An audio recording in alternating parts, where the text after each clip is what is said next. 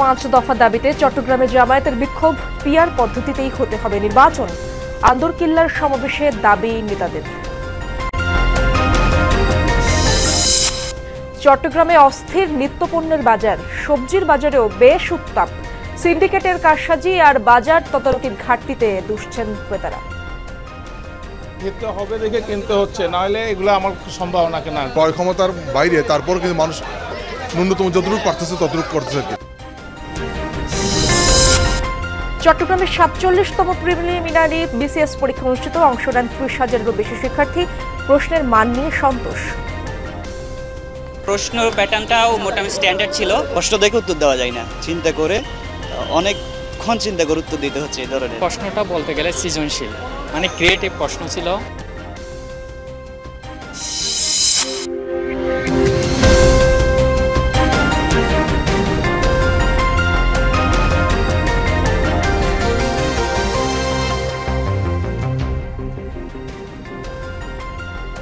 PR পদ্ধতিতে জাতীয় নির্বাচন সহ 5 দফা দাবিতে চট্টগ্রামে বিক্ষোভ সমাবেশ করেছে জামায়াত ইসলামী। এ বিষয়ে জানবো, আমার সহকর্মী শহীদুল সুমন সেই খবরগুলো রাখছেন। সুমন, কর্মসূচিতে জামায়াত নেতারা কি বললেন, বিস্তারিত জানাবেন আমাদের।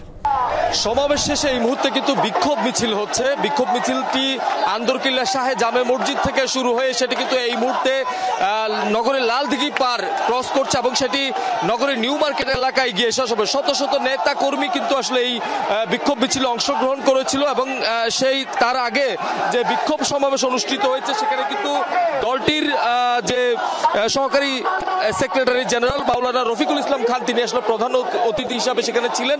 তিনি আসলে বলেছেন যে আগামী নির্বাচন পিআর পদ্ধতিতে হতে হবে, যত ষড়যন্ত্র হোক সেটি আসলে জনগণ মোকাবেলা করবে। সেই সাথে তিনি আসলে বলছেন অনেকেই নির্বাচনে চলে গেছেন, আসলে বিএনপিকে ইঙ্গিত করে তিনি আসলে বলছেন যে নির্বাচনের আগেই কেউ কেউ আসলে বলছেন যে তারা দেশ শাসন করছেন কিংবা তারা ক্ষমতায় গেছেন। এই বিষয়টিকে আসলে তিনি উড়িয়ে দিয়ে বলছেন আগামীতে কে সরকার গঠন করবে সেটি আসলে জনগণ নির্ধারণ করবে নির্বাচনের মাধ্যমে, এবং সেই নির্বাচন যাতে পিআর পদ্ধতিতে হয়। এবং একই সাথে তারা কিন্তু আরো 4টি দফা দিয়েছেন। সেই দফাগুলোর মধ্যে রয়েছে জাতীয় পার্টির যে রাজনীতি সেটি সহ 14 দলের রাজনীতি নিষিদ্ধ সহ এবং তাদের যে কর্মকাণ্ড সেগুলো নিষিদ্ধ করা। আপনি দেখছেন যে শত শত নেতাকর্মী কিন্তু তারা বিক্ষোভ মিছিলে অংশ নিয়েই কিন্তু আসলে পিআর পদ্ধতিতে নির্বাচনের দাবি জানাচ্ছেন এবং তারা স্লোগান দিচ্ছেন। তারা বলছেন যে আগামী নির্বাচন হতে হবে পিআর পদ্ধতিতে এবং সেই মাধ্যমেই আসলে নির্বাচন হতে হবে। যে কোনো ধরনের ষড়যন্ত্র সেটি কিন্তু জনগণকে সাথে নিয়ে জামাতে ইসলাম সহ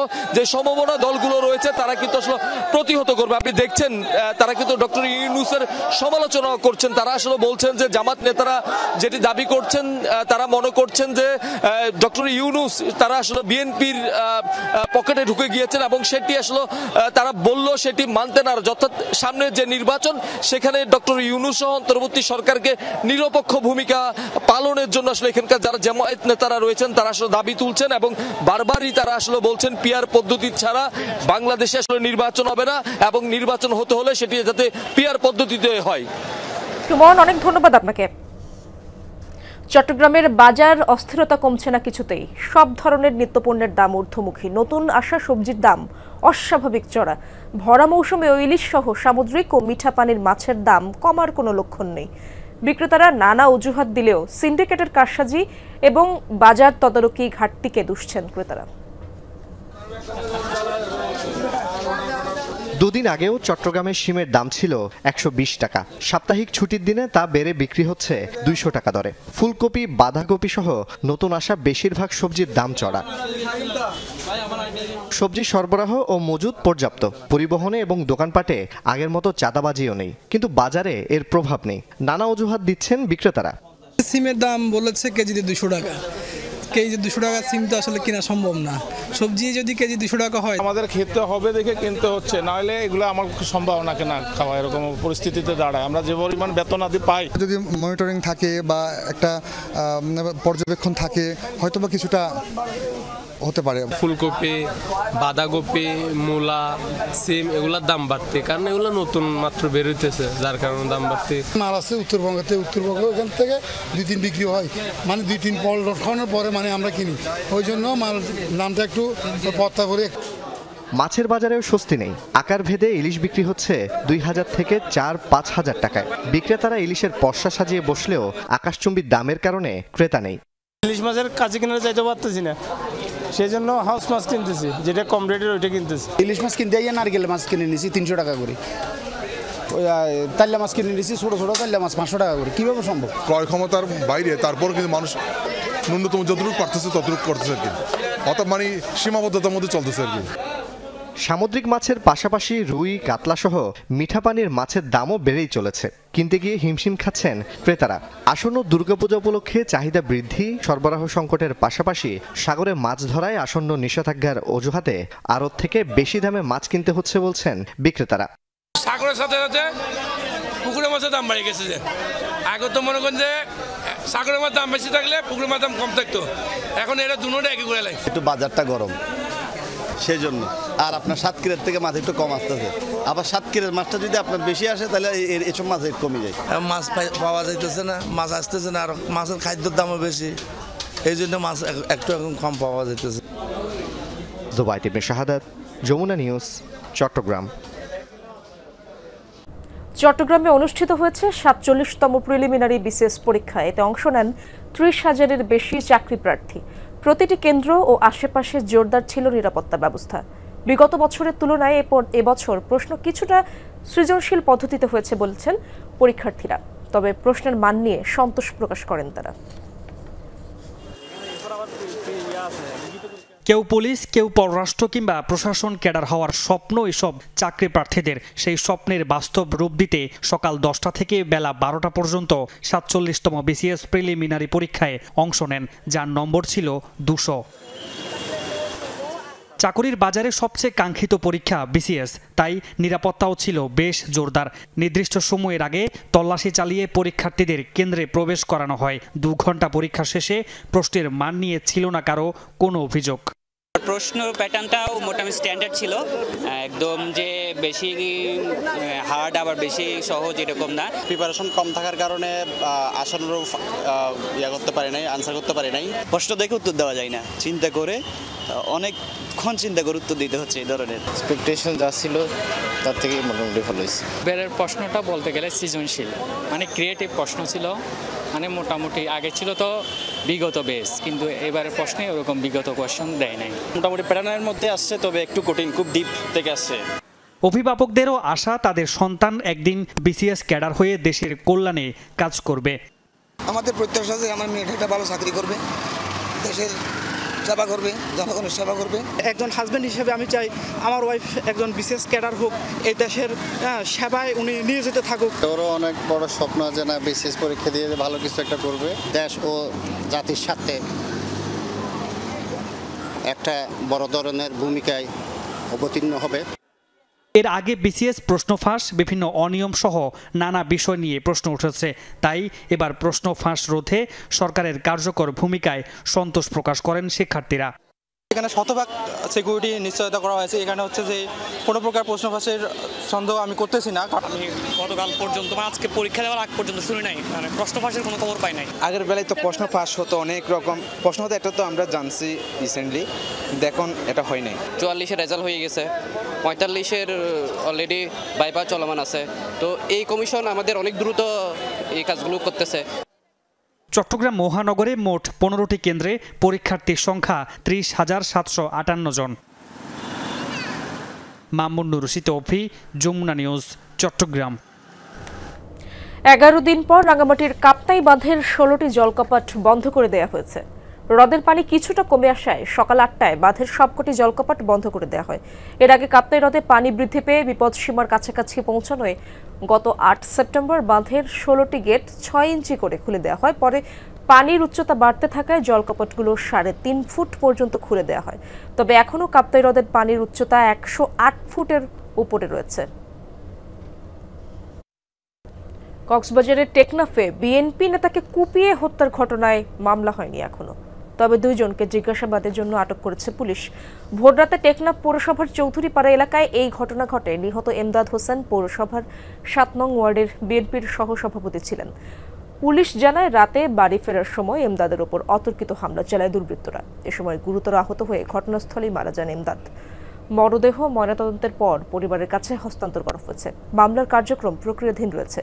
প্রাথমিক ধারণা, পূর্বশত্রুতার জেরেই এই হত্যাকাণ্ড। 5 মাস ধরে বন্ধ টেকনাফ স্থলবন্দর, আমদানি রপ্তানি শূন্যের কোটায়। মিয়ানমার সীমান্তে অস্থিরতা আর আরাকান আর্মির সশস্ত্র তৎপরতার প্রভাব পড়েছে সীমান্ত বাণিজ্যে। পণ্য ও অর্থ আটকে থাকায় বড় ধরনের লোকসানের মুখে ব্যবসায়ীরা।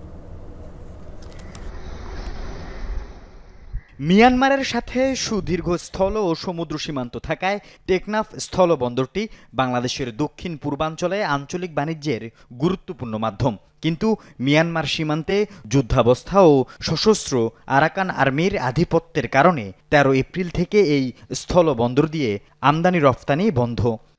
বন্দরের মধ্যে সিমেন্ট আছে আর প্রায় 1200 বস্তা সিমেন্ট প্রায় জুলাই 10 তারিখ হইতেও এযাবৎ বন্ধ। মালিক কেদিনই বারে একটু বাইরে করিবার কোনো সুযোগ নেই। অনেক টাকার মালামাল আমাদের পড়ে আছে, এগুলো বেরও করতে পারতেছি না, নিয়ে যেতেও পারতেছি না। মালিক কোম্পানি তারা ব্যাংক থেকে লোন নিয়ে ট্রাক কিনেছে এবং তারা ঋণগ্রস্ত হয়ে গেছে, তারা ব্যাংকে লোন শোধ করতে পারছে না।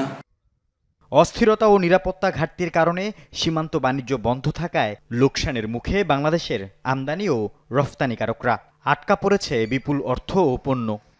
B2B সম্পর্কের মাধ্যমে যদি পণ্য আদান প্রদান করা যায় তাহলে আমাদের অর্থনীতিও বা চাঙ্গা হবে, ব্যবসায়ীরাও আসলে ওদের ক্ষতিটা পুষিয়ে নিতে পারবে এবং আমাদের দেশের যে ডলারগুলো এখানে রয়ে গেছে ড্রাফট আকারে $90 লাখ, এগুলো কিন্তু ওইটার বিনিময়ে আমরা পণ্যগুলো দেশে নিয়ে আসতে পারবো। $2,15,000 FDD এখন আটকে আছে। আমদানি রপ্তানি খাতে আপনার বলা যায় জিরো হয়ে গেছে, বলতে গেলে 100% কমে গেছে। টেকনাফ স্থলবন্দর বন্ধ থাকায় প্রতি মাসে 120 কোটি টাকা রাজস্ব বঞ্চিত হচ্ছে সরকার। অন্তত 2000 শ্রমিক এবং C&F এজেন্ট কর্মী বেকার। আলুগুলো সবই পচে গেছে, যেগুলো এক্সপোর্টের প্রক্রিয়া ছিল। তারপরে এখানে সফট ড্রিঙ্কস আছে, সিমেন্ট আছে, সানাসুর আছে, চিপস আছে, ওয়াটার আছে, এগুলোই মূলত আছে। কমিটি করে দিয়েছে যে এটা কিভাবে ফেরত দেওয়া যায় সেই মতামত নেওয়ার জন্য। আল আমিন শিকদার, যমুনা নিউজ। দর্শক, আজকে চট্টগ্রামে আবারও একটি বিরতি নিচ্ছি, ফিরবো কিছুক্ষণ পরে।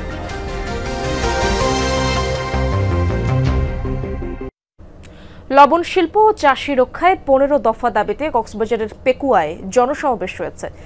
রাজখালী ইউনিয়ন পরিষদ মাঠে এই সমাবেশ অনুষ্ঠিত হয়। বক্তারা বলেন, কক্সবাজারের অধিকাংশ মানুষ লবণ শিল্পের সাথে সম্পৃক্ত, কিন্তু গত 2 বছর ধরে চাষিরা ন্যায্য মূল্য পাচ্ছে না।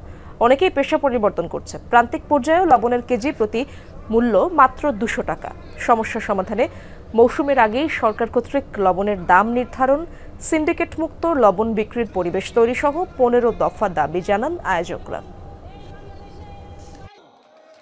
চট্টগ্রাম কক্সবাজার মহাসড়কে রশি দিয়ে ডাকাতের পাতানো ফাঁদে মোটরসাইকেল আটকে একজনের মৃত্যুর ঘটনায় এখনো মামলা হয়নি, আটকও হয়নি কেউ। বৃহস্পতিবার রাত 12:30টার দিকে চকরিয়ার হাঁসের দিঘি এলাকায় এই ঘটনা ঘটে।